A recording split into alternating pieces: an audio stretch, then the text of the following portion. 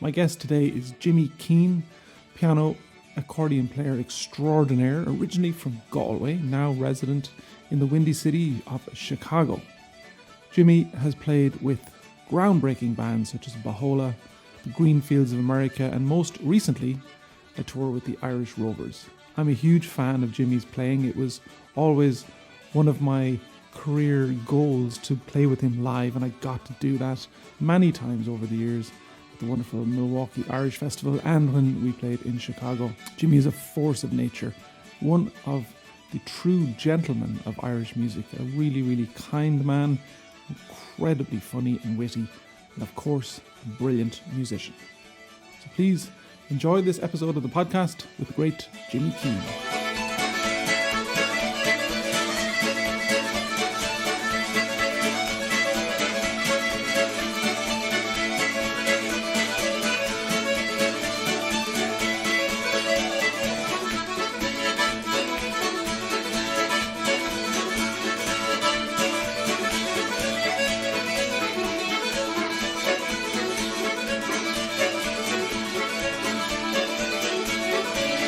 Anyway, Jimmy Keane, I'm going to say straight off the bat, I can't find Bohola music online. I had a CD many years ago. I lent it to my father-in-law, who will probably watch this podcast. He may still have it. If he does, I hope he finds some way to digitize it, because I'm one of these clowns that doesn't actually have a CD player anymore. But that music, at the start of Wee Banjo 3, at the even notion of starting a band, was so instrumental, pardon the pun, and so influential, because there's an awful lot of CDs that there's great music recorded, right? And then I would have found there's a lot of albums that are choreographed and they're arranged and everybody plays the same notes, and there's an oomph that's missing. And I heard the Bohola album and I was like, holy shit, this is the real deal. Like, the energy that came off it every time I listened to it. I'd be driving in the car, I was in a job at the time, and I'd be like levitating, kind of going, wow, come out of the song into the real. Fantastic. It was at 11. It would have fixed the roads by now. So that's my introduction to your music, was through Bohola. And I was like, I have got to meet this guy. It was like a dream at that time. I was like, imagine if I could play music with you. And then I got to do it, and I wasn't disappointed. But the drive was immense. I'm just going to start with Bohola and say, talk a little bit about that. Well, thank you very much for the kind words on that. I mean, there were whatever, you know. But you are in luck, though. I'm in the process of remastering and reissuing all the Bohola albums, you know, as I speak. I'm started the liner note process. So that's taken a bit longer than that I anticipated, you know. Plus, I was away for 2 months. That really ate into that time. But yeah, you know, I mean, I was lucky, I suppose, in a lot of ways. I mean, I grew up playing with, you know, some great musicians. And, you know, I mean, I suppose the only bad band I was in was when I'm playing solo. That's the But yeah, it was just, you know, especially after years of playing with the late Mick Maloney and Robbie O'Connell, you know, I wanted to do something where it was local. I mean, obviously, you know, I played many times with Liz Carroll growing up here in Chicago, and Marty Fahey, but they weren't really into the touring stuff at that time, especially Marty. And Liz had her own, you know, brilliant career going, as she still does. So I thought it'd be nice to have something locally sourced. And so that was basically you know, instead of having to play every 2 months, you know, you could play twice a week, maybe, or 3 times a week, you know. So that was really the start of it, you know. And then, you know, got one. Oh, no, keep going. Yeah, you know, I mean, what you're mentioning, I mean, you know, I mean, at some points we were cultist heads, right? But we did like competitions and all that stuff. And if you were in a duet or trio or any type of band situation, a Katie band, you know, it would be note for note. It would be, you know, you phrase it the same way, you break it the same way, you know, you stop here, even though mind you, I hate all these stops at Katie bands now. What? Anyway, that's way off tangent. But, you know, it would be really, you know, really tight duet, trio, quartet playing. And, you know, years messing around, I always thought it has something different than that. And one of the first ones actually when I was growing up was listening to Billy McComiskey and Brendan Mulvihill. and they had a group called the Irish Tradition, but it was really just Andy O'Brien was singing and playing guitar, but it was really the two of them playing, and they were playing completely different things to each other, and it sounded great. They were playing off each other.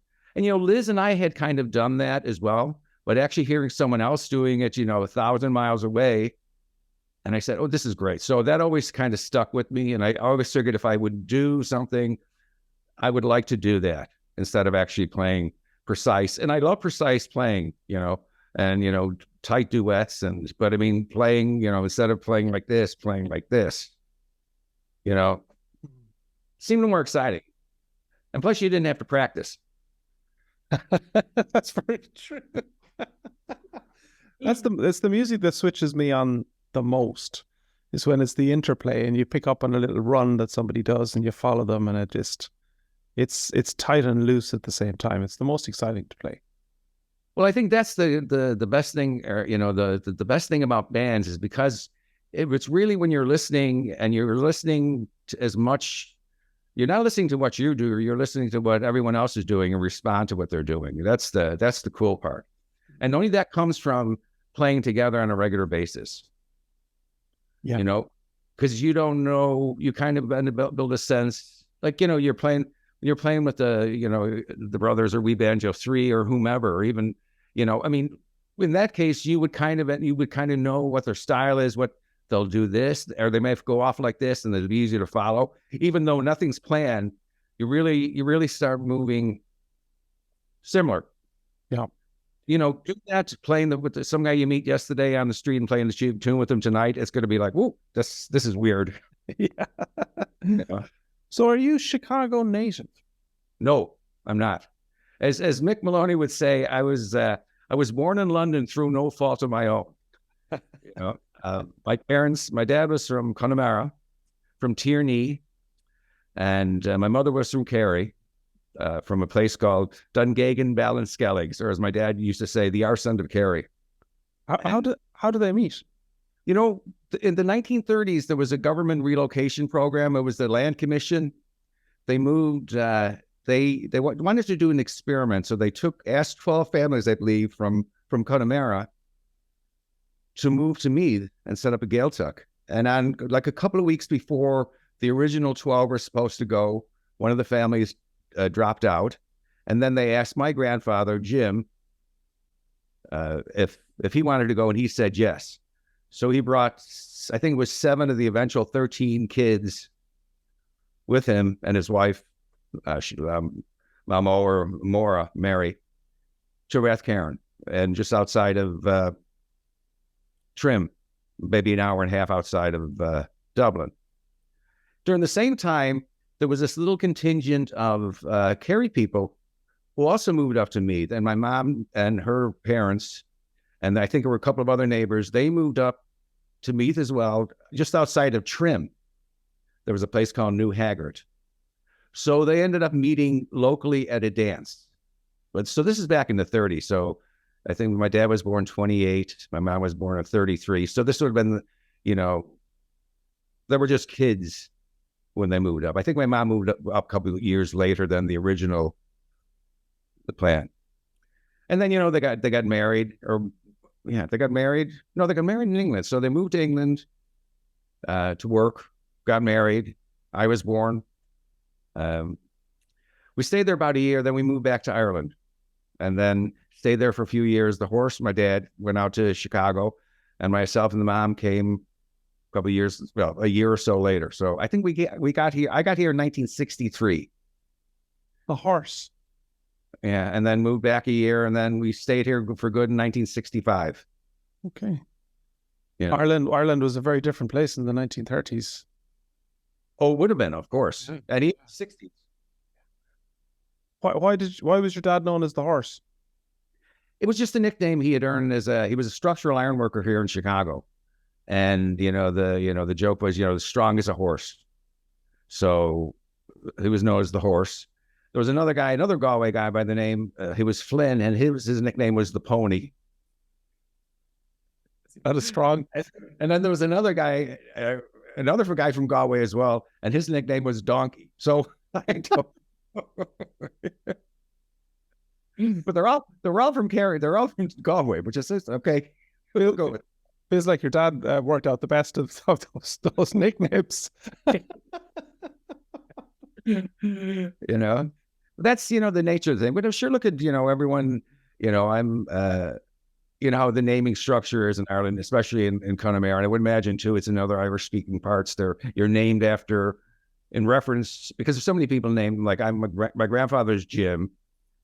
My dad's actually Jimmy, and I'm James, but I hate James. So I just called myself Jimmy. But I'm actually but in the family lineage, I'm James Jimmy Jim. Right. I ended up writing a tune about it too, so that's fine. And I'm not from Tennessee yet. It almost sounds like he could have been in the Italian mafia with the lineage names. Was there? So how many siblings did you have then? If your dad had 13, right? Yeah, it was. I think one eventually died early on. My mom had no kids. No. Yeah, she had at least one, and he's the idiot. She was the one. She was the only one in her family. So I have a sister and 3 brothers. So there was 5 of us. That's some quick math off the top of your head, right? Yeah. And did they all go to Chicago as well? Well, my sister was born in Dublin, so she came, and then the rest were born here in Chicago. Once we were settled in. Do you remember the move? Do you remember moving from Ireland to Chicago? Vaguely. I do remember, though, the first, I know this, the first person I met when we arrived in Chicago. Now, I was told this at the time, and I knew him ever since, was Kevin Henry, the late Kevin Henry, picked myself and the mom up which is now O'Hare Airport. And, and that's, so I've known literally all my American life, I knew Kevin Henry. I met Chicago life. Yeah. Yeah. I met Kevin my first time in Chicago on the street in a 3-piece suit in summer and sounded like he was in Connemara or in Ireland. I don't know where he came from, but Sligo Maple Orders. Yeah. But it's like he had never left, and yet he had been in Chicago for a very, very long time. He was, yeah. Late 50s, early 60s. And then Canada before that, and England before that. It was the transition route for many Irish that came out to the States. Incredible. The 50s, I should say. Yeah. So was it a very Irish upbringing in Chicago then? Irish community? Oh, definitely, yeah. Definitely the Irish community. We all had our American school lives and, playing baseball, basketball, football. But particularly in the music, I got involved early on. My dad was a Shano singer.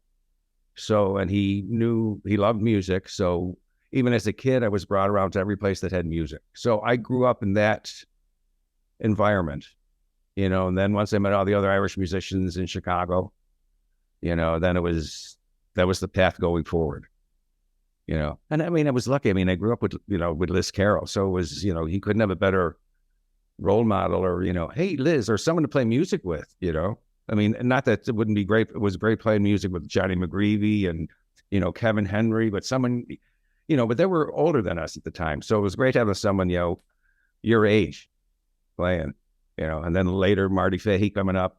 And that guy, I don't know whatever happened to him, Michael Flatley. I think he used to play. No, I'm only kidding, Michael.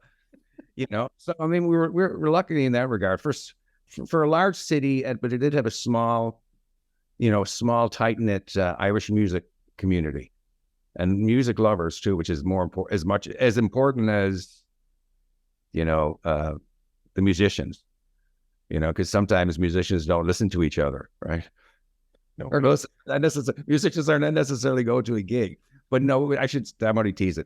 They were very supportive, and was there a lot of opportunities to play? Initially, I assumed just kind of playing sessions, but to play commercially then, like when did that start for you? Oh, not till later. I think I did my first playing gig. I was in high school, and the late Jimmy Considine, he was from Quilty and Ennis, and Quilty and Yeah, Quilty in Eau Claire, sorry. And he brought me, we played a retirement party in Chinatown for a Chicago police officer that just retired. So I think it was like a freshman or sophomore in high school. But aside from that, it was, there wasn't really paid gigs per se, So it started in the 70s when we were, maybe a couple of years after that I used to play a few gigs with Liz Carroll. In fact, there was one gig we played. There was this place on the north side of Chicago. It was owned by a Cary fella, and it was called the Jesus. Oh, now I can't think of it. But Terry Cuz Tom Comrie was the guy's name. Ireland, the Ireland's 32, and Cuz lived a couple of blocks from the place. Cuz the great concertina player and composer, and so he asked us if myself and Liz, would actually play in there on a Friday night. So I think we were still in high school. So, we went up. Liz had the license at that time, so she drove up. And it was an odd bar because it was one of these long rectangular bars, which you'd walk in, there was the Cunnaminner guys on one side, there was the Cary guys in the middle, and then there was the Mayo crowd at the other end of the bar. So they're all kind of cloistered, which was fine. I mean, it's kind of natural. Sometimes, there might be some intermingling. For the most part, there were the three groups. But they had a pool table, and they had this little stage right in front of the pool table. But there's no such thing as shutting down the pool table while you're playing music. So, we'd be up in this tiny stage, and it was just no accompaniment, just Liz and I, with a mic. Oh, here's your mic. Right. And there'd be people playing pool, right? And so you had to stop if the stage is like my back's to the stage and where the computer is now is the pool table. If they're up like this taking a shot, and all of a sudden, I was getting poked in the accordion. Sometimes we just had to stop. And of course it was smoky in there. And then one night, Liz got smoke in her eyes. And then she couldn't, she was trying to rub me. She said, "Jimmy, play a tune I can see."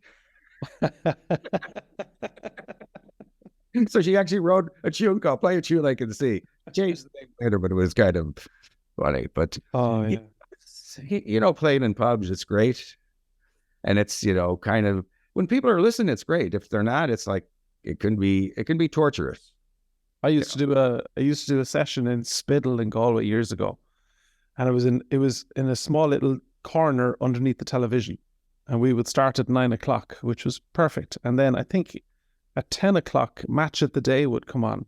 So it was all of the soccer highlights from England that had been on during the day. And as soon as that would come on, all the men in the bar would come and stand and watch the telly. And they were like 3 foot away from you. And we would be playing under the telly with this ring of like 20 or 30 men, 5 deep, watching the television. And the sound blasted. Yeah. And the sound blasted, yeah. Complete waste of time, yeah.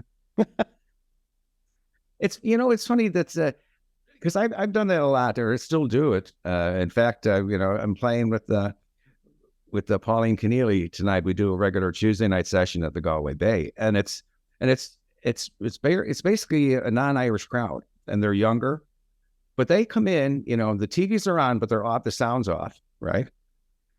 And but if we're playing a couple of tunes together, we stop at the end of those sets or those tunes together. They'll turn around and they'll actually clap, which is great because and they're listening, and then we start to go no, and so they go no. These are people in their 20s and 30s, probably no relationship whatsoever to Ireland, but yeah, so it's great. So I think people, if they see you enjoying what you're doing, it makes it easier for them to enjoy it as well, especially if they don't have any choice. They're going to hear it one way or another. They're going to leave. Has that Irish community feeling, has that diluted over the years? Just by attrition. The crowd.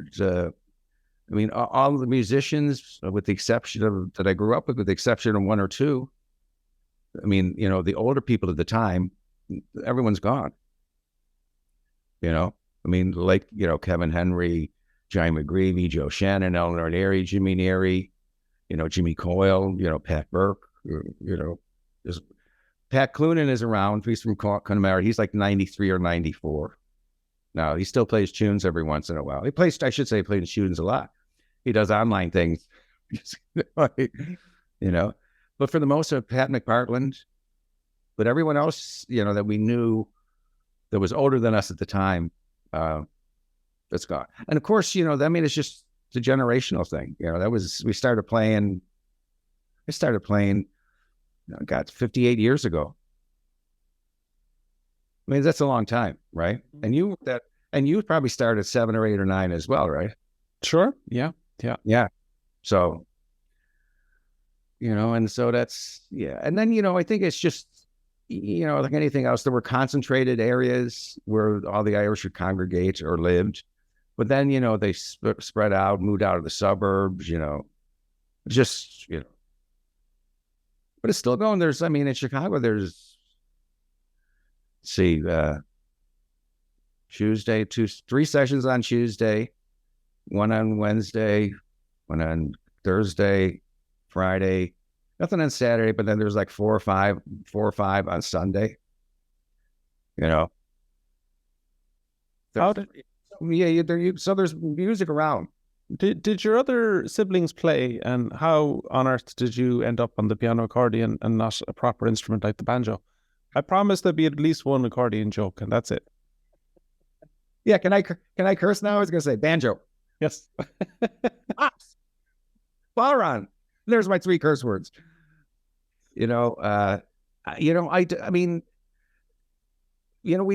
It was funny because we were next door neighbors with 2 fella Galwegians to Joe Cooley and Seamus Cooley here in Chicago when we first moved, not that far from Hanley's House of Happiness, which was the great place for music back in the 60s and the early 70s. And I heard Joe play many a times. And Seamus played the banjo a bit, even though he's primarily a flute player, but he played the banjo with the tulla. And but for some reason my folks didn't know they said I wanted to play the piano accordion, and then I asked my mom how many times did she drop me, but she would never give me a solid answer. But it was more than once. Oh, it does. 120 times to the left and 41 for the right. It was great. What age were you when you took it up? It's a big instrument. I was 7. Yeah. Oh, I had like a 12 bass accordion with, and then I ended up getting a child's full size accordion, like a student model, which was 41 keys and 120 bass. So basically some version of that from then on. So I don't know. I mean, what made you decide to play the banjo, or was it? I had a music teacher in primary school when I was about 7 or 8 years old. And what I remember is she came into the classroom one day and she said, "Who wants to play the banjo?" And I stuck up my hand. So thank God she didn't say who wants to play the piano accordion. Did you know what a banjo was, though? I don't know. I must have had some awareness of what it was, but I, had no idea of Irish and bluegrass. My mum was looking after her baby so my mum was on a maternity leave. Sure. As she was a teacher in the school. And so when Bernie would come to teach music in the school, she would leave her baby with my mum. And when I went home in the evening, there was a banjo in the house with a kind of a list of instructions on where to start. This is this note and do this, and the rest is history. That's great. Mm-hmm. Is there a Rolls Royce of piano accordions? And do you already own it? Like banjos, there's pre-war this, and there's, Gibson, and there's Epiphone, and there's Paragon, and there's, museums for banjo. Are there museums for piano accordion? There's a music. Somebody was just sent me a link. I think it's in New Jersey or someplace. There's an accordion museum. I know there's a link. Somebody just sent, hey Jimmy, you got to go see this. But it's an accordion, and it's if you go in there, you can actually play the instruments. It's not like they're behind glass, which is, I suppose, the best part. But he has piano accordions, button accordions, different variations of each. But in terms of, there was I think unlike other instruments, the newer instruments made now are better than most that were made in the past, And that being said, they're not all like that, but there are certain ones. I mean, I think Honor used to make this accordion called the Bohola, and I think it was like $30,000 or $40,000, But like yourself, all the instruments are, relatively expensive now, even for especially if it's a new instrument, But I don't think it doesn't have the longevity as, it's not like a fiddle or a flute or set of pipes, even button accordions. I mean, everyone for a while there was lusting after gray boxes from the 50s and the early 60s, but then there's some of the other boxes, like, I know Dave Munley has his own boxes made to his customized to his taste, And so I saw the box and said, Dave, you have as many button notes on the left side as you do on the right. So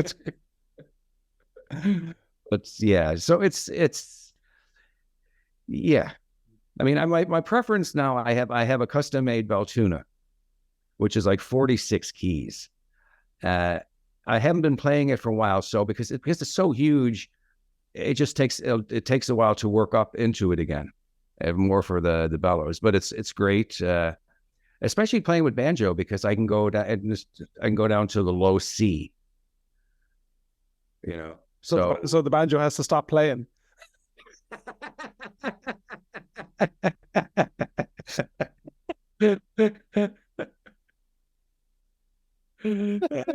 Yeah, there you go.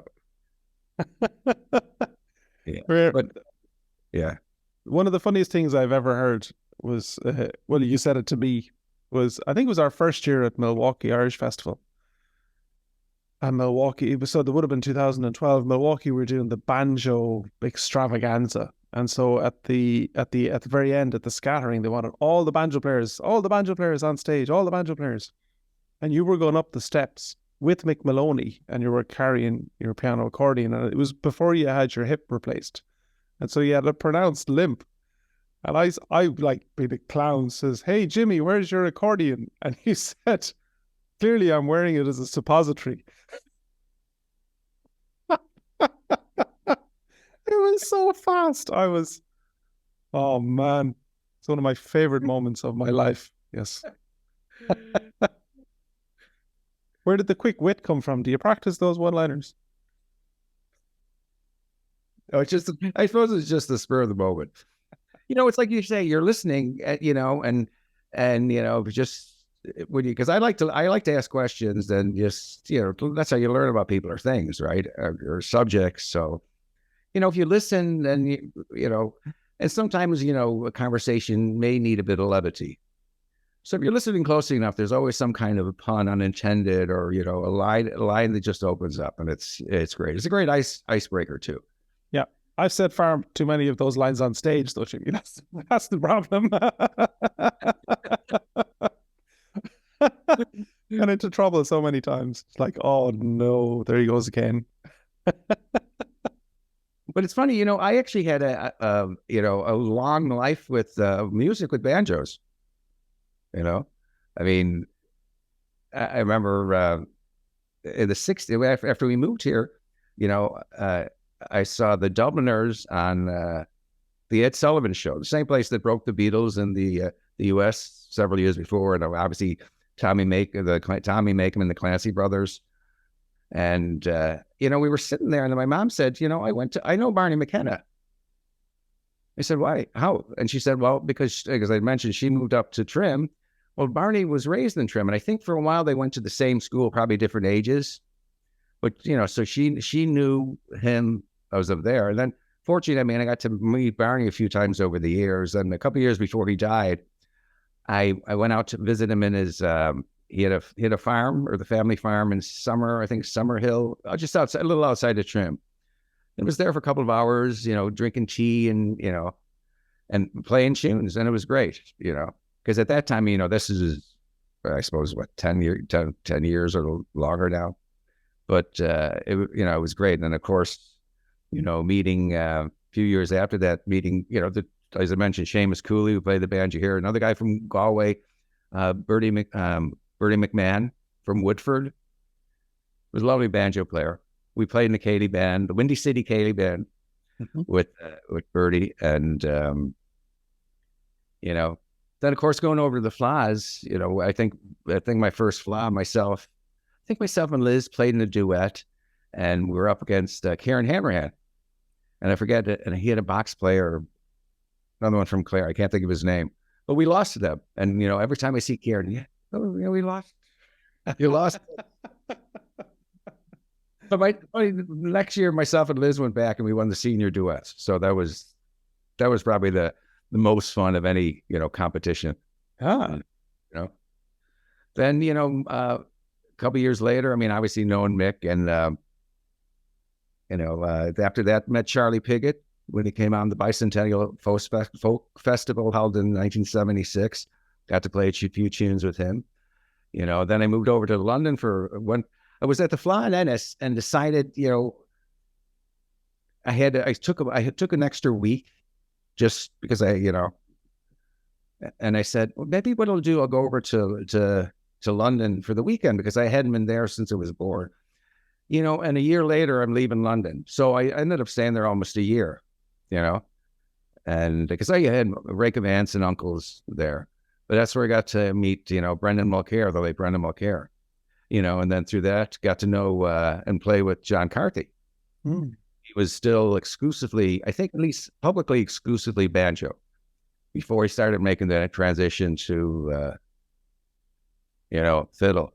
So, but I suppose the person I played the longest, obviously, with banjo was Mick Maloney. And so I mean, yeah, I'm lucky. Yeah. Did you know Mick O'Connor in London? Oh, Mick. Yeah. Yeah. In fact, I met Mick before then. Mick came out on an occultist tour, and I forget, there was a session. There was a couple of nights of session at my folks' house, and we played with Mick. And I think one was with Catherine Lowry. I think she was Birmingham, played piano. Yeah. Yeah, I remember the house, or at least one night, 2 nights with Mick, Catherine Lowry. There was probably a couple of fiddle players, myself, Liz Carroll. So you'd have, anytime anyone came into town, there was tunes all night long. I mean, in non-banjo related to late Kevin Henry, he brought the Bothy Band into Chicago. So we got to see the Bothy Band live, and there was almost 1,000 people at the show at Bogan High School. Everyone, it was funny, everyone or in suits and ties, because this is, again, the 70s, right? So you're going to a concert, you'd have to be dressed up. And of course, it was the 70s, and I think Kevin Burke was on stage with no shoes, but that was just, he felt comfortable doing that. No one would think of that now, but of course, just, did they shower at all, or did they whatever? It was like, but I said after, even to a good friend of mine, Tom Flanagan, he said, I can't believe they dressed like that. I said, Tom, I didn't care if they were naked. Then the music sound great, and it was powerful, and I think we ended up going back to the 6511 Club, and we must have left there till 5 a.m. playing, The two left in was Matt Malloy and Patty Keane, and they stayed the longest. Because, people were staying with different people at different houses, so yeah, but that was great. Anyway, I don't even know what I'm talking about there. They were kind of rock and roll Irish. I mean, was there any pushback to that kind of music that it wasn't strictly traditional? Well, I suppose some of the elders wouldn't have liked it necessarily, But I mean, what's not to like about Matt Malloy's flute player? or Trina singing, or, Mihal's guitar player, or even singing in Irish, when they were singing in Irish, it was just a different time. I was kind of more, I suppose, growing up, it was more in the Daydanin camp. I was more of a Daydanin head than it would have been a Bati band. But I mean, I'm not saying Bati band was great. It's just a matter of, just a slightly different taste, And plus they had boxes in the Daydanin. And banjos. Even though it wasn't at one point that Tony McMahon was supposed to be in an earlier version, wasn't he in an earlier version, which became the Bati band? I don't know. I think there was something like that anyway. So when did you meet Mick Maloney first? 1974. He came out to do the. He had just moved here from Philadelphia, or he just moved to Philadelphia, I think maybe 72 or 73, to start graduate school. He was going to go do his PhD in folk life and folklore. Yeah. Ethnomusicology, I suppose, but it's probably folk life and whatever the department it's under. And he came out to Chicago to do a field research, interviewing all the musicians in Chicago. He did the same thing in New York, obviously, and at this point he had come out to Chicago. So that's when I met him, and we became buddies ever since. And then a couple of years later, he invited myself, my dad, Liz Carroll, Michael Flatley, Johnny McGreevy, Seamus Cooley, Mary Cooley. I think there was maybe 10 or 12 or 13 from Chicago to play at the Bicentennial Folk Festival in Washington, and so that was our first out of state, real kind of official gig, even though, we had played at a couple of out of state feshes, but that's not the same thing. I mean, actually doing concerts and being showcased as opposed to, supplying music for another function, like set dancers or step dancers, which is fine too. But, it's you being the focus instead of the dance being the focus in those cases, so we just kept in touch, and, Mick was back and forth all the time. And, the next thing I got a call from Mick. Hey, we're going on tour in January to California, and it's supposed to be myself, Mick, and Robbie O'Connell, and my namesake, James Keane, or as I call him, Big James, the late Sean Keane's brother. But James couldn't do the tour, but they had all this publicity material out already. And at that time, I had hair, long hair. I wore glasses. I had a beard. James had, played the accordion. Big James, glasses, long hair, beard, a little skinnier, but, in a picture, you can't tell. Played the accordion.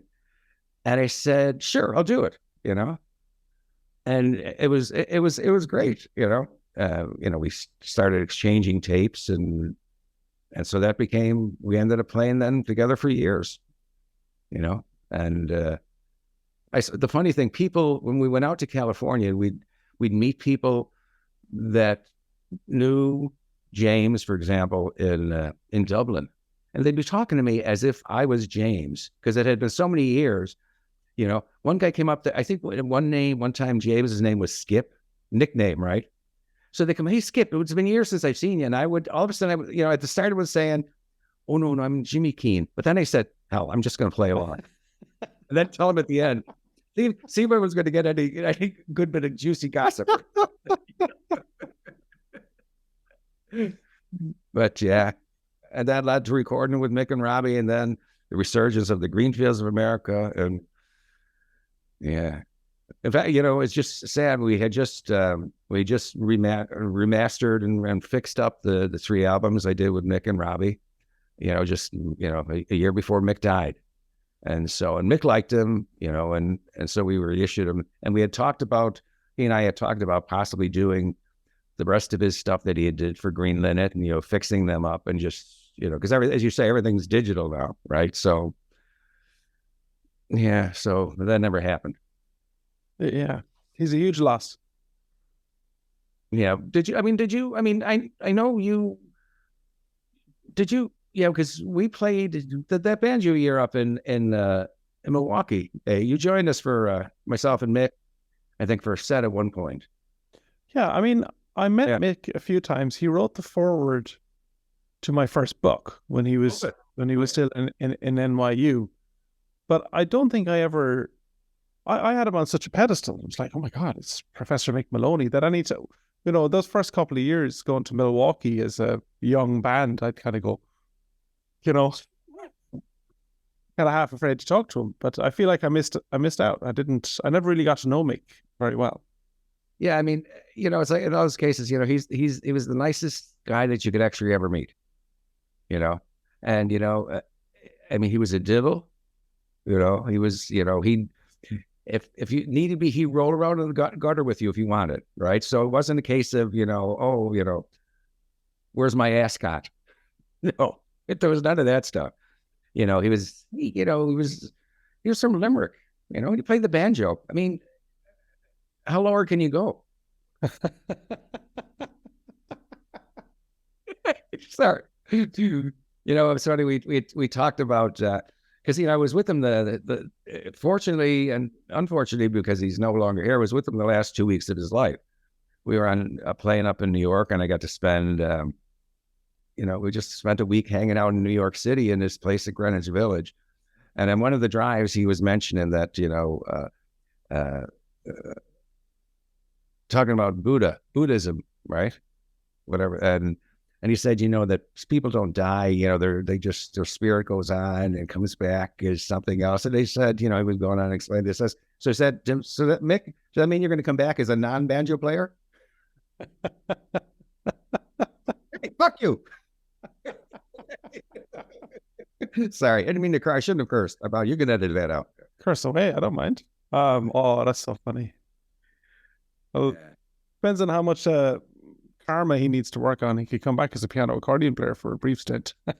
No, that's not happening. No.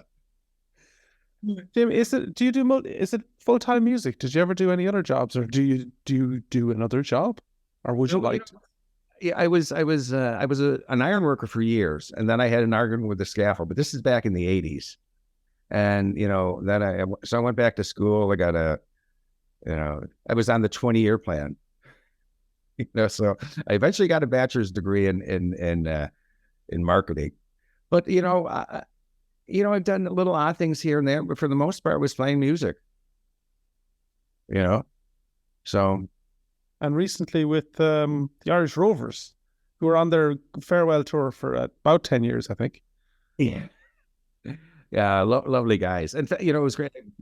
Speaking of banjo, Shane Farrell. Yeah, and it was great playing with Shane every night. Yeah, and a lovely kid, lovely musician, and that was quite the experience. I mean, I think we saw parts of Canada that most Canadians haven't. It was 2 months, and we basically went through. We drove through 4 time zones, as driving and transversing the states. So it'd be the same thing, right? And we played every night. Every show was sold out. I mean, George and lovely people. George Miller. You did a few shows with them before, right? Yeah, we did a week of shows down the West Coast, through Washington State and Oregon. You couldn't meet nicer guys. Yeah. From George all the way down. Sean was their banjo player at the time. Oh, Sean! Oh, man, is a trout. Yeah, yeah. He was a terrific player, really great player. Oh yeah, I used to love playing with Sean when he lived up in Minneapolis. We'd either go up there or he'd be down to Chicago. So playing tunes with Sean and maybe having a few odd jars every once in a while. Yeah. Sean was a great banjo player. Yeah. Great player. I always remember George's wife would bring in the big box with all of the paraphernalia for the tea. Oh yes. Tea is very important. And the biscuits. It shifted to a bag. One of these grocery bags, with the, recyclable, whatever. Yeah. Yeah. Yeah, Barry's tea. Yeah. Barry's tea. Yeah, that's it. Yeah. Yeah. So, musically, was there something that you'd love to do? Like, have you a mad dream for a band or for a performance or somewhere you've never got to play that you'd love to play? I suppose for some, I'd start with something that will never happen. I'd like to play with an orchestra, you know. But aside from that, no. I mean, I've been lucky. I mean, uh, yeah. I played with anyone basically, you know. I mean, yeah. I love when people come in and encourage you. Like if I'm running a session, or when I run a session, someone comes in, it's great because I make them play all the tunes that night, right? What tune are you working on now? What's that one? Because I mean, it's great for me. It refreshes, especially if it's a tune that I hadn't heard or learned. So it's a new source of, you know, challenging instead of Jimmy playing the tunes that Jimmy plays and no one else plays them. What good is that, right? So yeah, but it's always nice playing with new people, But like anything, and the other fortunate thing, it takes time to do it well. Unless you just get the right moment and the right person. It takes time to develop that language between the instrument, whatever the instrument is, even the banjo, right? And and it's funny because so much of the stuff I do became influenced by Mick. I went from playing went from playing rolls for the majority of the time on tunes to actually playing triplets. Just from the the plectrum stuff, or however Mick held it, or whatever it is, up, down, up one, down two, or is it down two, up one? What is it? I don't know. Down, up, down. Oh, is it down, up one? Oh, it's just back and forth? Yeah. Well, that's what I do anyway. Sure. Yeah. I thought he did. And you do the same thing for a jig? I think so, yeah. That's the way I would do a triplet, is down, up, down. Oh, yeah. Okay, yeah. Yeah. Yeah. I was trying to think about how Mick did. Anyway, yeah. But, yeah, so yeah, I got to play. On the box side, got to play with Joe Burke, got to play with Marcin O'Connor, got to play with Jackie Daly, got to play with Finbar Dwyer. Paddy O'Brien, young Paddy O'Brien, that's from Awfully. Yes, not really. I've never really played with Paddy O'Brien from Nina. But I mean, yeah, that's in the box side, and of course, there's so many great young musicians now. And all the fiddle players, I mean, as I said, growing up with Liz Kerr, I mean, it's kind of hard to go any place after that. Yeah. And it's not saying that in a bad sense, because I mean, I love Martin Hayes' playing. I love your brother Fergal's playing. I love, Frankie Gavin's playing. I love Paddy Glacken's playing. I love, there's all, Do you still come back to Ireland? Well, last time I was back was 2019. Myself and Liz Carroll played at the Trad Fest. So that was the last time. And the two times before that, I was there with Mick. 2016, we did the Centennial program at the National Concert Hall.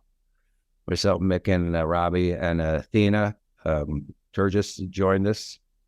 We did the 22-minute Irish operetta, the Green Fields of America. It was all different songs, snippets of songs and tunes that we put together, representing, different themes: working in America, the Irish working, immigration, leaving, songs about going home, which are rare at that time. But, we started with the Green Fields of America as an air, the tune, the song, and ended with the last verse of the Irish. I think if I haven't sent it to you, I'll send you the downloads from them anyway. Yeah, do please. Yeah. Yeah. I mean, yeah. Anyone's coming to Chicago, come down to a session, and Jimmy will play with you. Where you have to wear these things like this so you don't hear the freaking accordion, but it's good. It's all right. Banjo players are deaf in one ear anyway. What? You nearly got me. Will Bohola make a comeback? Well, Pat and I still play, right? It's just, yeah. I mean, thanks. I mean, thanks for having us when we were in Chicago last year for March. That was great. Except Jimmy realized after we got on stage that Jimmy was sitting on the wrong side of Pat. And then he said, "Oh, poop! What am I going to do?" He said, no, you'll be all right. Because, I usually lean into what Pat's doing, except then he was over here. So Pat was standing next to me like this, so he could hear. And I said, should we change? He said, no, let's not disrupt the system. But I was sitting there going, damn, I can't hear what Pat's doing. It's, I rely on listening, actually physically listen to the person next to you. I know you guys have the in-ears. I was wearing in-ears with the Rovers, and it's great because you could tune in everyone. But then I'd have one out because I wanted to hear it acoustically. Yeah, I just grew up that way. And but yeah. But thank you very much for inviting us up. It was a pleasure. It was an honor for us. And I, getting to play with you in Milwaukee a couple of times over the years. That was fun. Yeah. But that's always madness, and that's the one place that you don't want to play with one ear out. I would always play with one ear out because I like to hear the banjo acoustically as well. Yeah. If you do that on stage in Milwaukee, it's like standing in front of a jet plane or something. It's so loud on stage. Well, especially with the big gatherings. Yeah. You'll be back at Milwaukee this year? Yeah? Not this year, no. No, I did it last year because I went up there to do a tribute to Mick. And not knowing, that, I mean, that was before Marianne passed away. Our dear Marianne, as called her the godmother of Irish music. And of course, I suppose the best thing that we had a chance to know them all. I didn't even mention Dennis Scahill. I mean, Dennis, Mick. I mean, I knew Dennis, Mick, and Marianne extremely well. I mean, but I'd have the opportunity to see Marianne and Dennis for the most part more often than you would, Marianne. But anytime you were, I mean, that was your home address from home. Yep. Yeah. This is turning into a lovely conversation. So. Well, it's lovely what you said, that it's such a gift to get to know these people. And, I didn't know Mick very well, but I knew of him musically, the stature. Dennis, I was mesmerized. He's the most magnetic guitar player that I have ever watched. And I got to see him with Martin Hayes in 2019 in Galway in the Roisin Dove. And it's the standout concert that I've ever been to in my life. I've never witnessed anything like it. There's only maybe 150 people, and how they just took the room in and held them for 90 minutes without a breath. And Dennis was mesmerizing. Yeah. Marianne was the sweetest person I ever met. Yeah. It's funny, Dennis, he could do so much by playing so little, right? But he was doing an awful lot in that time when he was playing little. I mean, some of his hand configurations. I said, Dennis, what's that chord? He said, well, I don't know. You're going to go like this. And then all of a sudden, I say, are you playing Twister? What are you doing? Twister's, with your left hand on that button or whatever. But, yeah, I don't play guitar, but what I know from so many years of playing is that it's an extra level of genius to play so little on an instrument that you can play so much on. Yeah. And to communicate so much with so little, just like you said, but to have the, the discipline to just sink into the music to that level of simplicity. Because what he did was mesmerizing every time. We played the Gloaming with Martin. It was incredible music. The thing Dennis actually wanted to do, and he was working on constantly, was actually just playing the tunes. He would say, whenever he did a workshop, you got to know, and this makes perfect sense, right? You got to know the tune that you're playing. So Dennis would play the tune. He said, Jimmy, I'm working on this tune. He said, what do you think? Because, he's playing, he wasn't retuning his guitar, and he wasn't capoing it up. So he was playing, if the tune was in D, he'd be playing, instead of, if you're playing GDAE, I would imagine, right, for your tuning.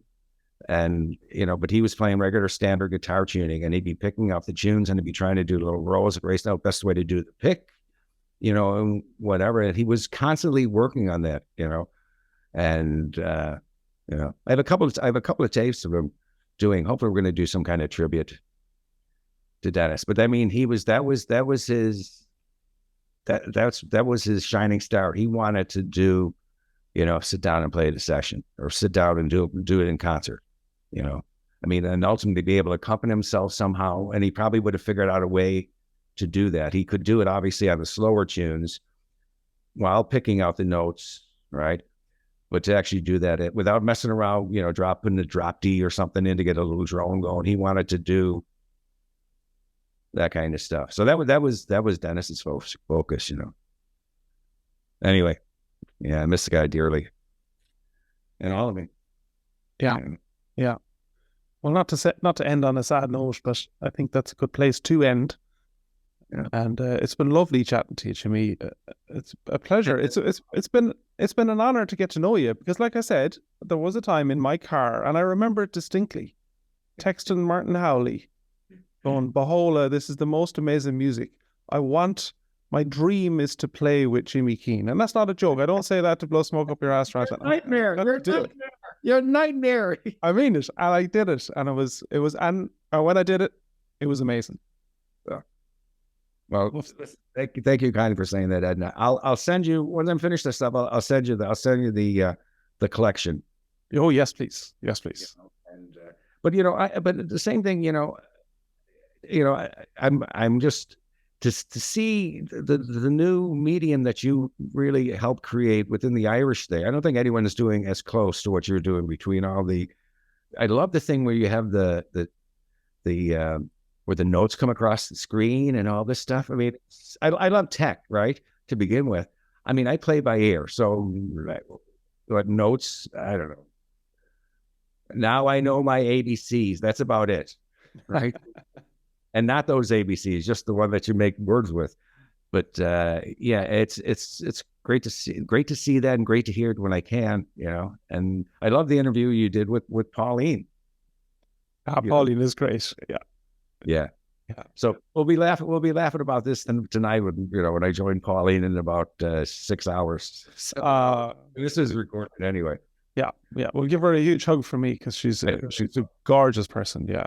Great time for Pauline. Her brother Mick, I play good with Mick, and we have that same, because he's such a good musician. We play a tune 4 times round. It's different every single time. Yeah, and he's just, it's just all weaving around. I love it. It's brilliant. It's great. Yeah, and Pauline's the same way, and it's great. The funny thing is, we'll get to a tune. We'll think of a tune that we haven't played together for years, or she or I haven't played for years. We'll get there, and then we get to the second part. What's the second part? And if you won one note off, you'd be in the second part, some other tune, then we'd stop. Okay, which is like, no, it's this one. No, it's this one. So I said, Pauline, we're great at the first parts, not so much in the second parts. Never mind the third part tunes or fourth part tunes, we'd be completely gone. Well, I'm glad to hear that, because I thought that was just my superpower, which was to get lost in the parts of tunes, and I could end up in a fourth tune that sometimes kind of going, what is happening? Yeah. So, I mean, it all makes sense as long as you don't stop. No one's going to know. Yeah, exactly. You hear that baronation he did? How did that slip you coming in the middle of that hornpipe? I don't know, but it's great. Well, that's just a modern take on the tune. Oh, yeah. Sure, it's jazz. It's jazz. Listen, it's great to talk to you. And sorry I won't see you this summer, but you never know what's down the road. Great. Good luck. Be well.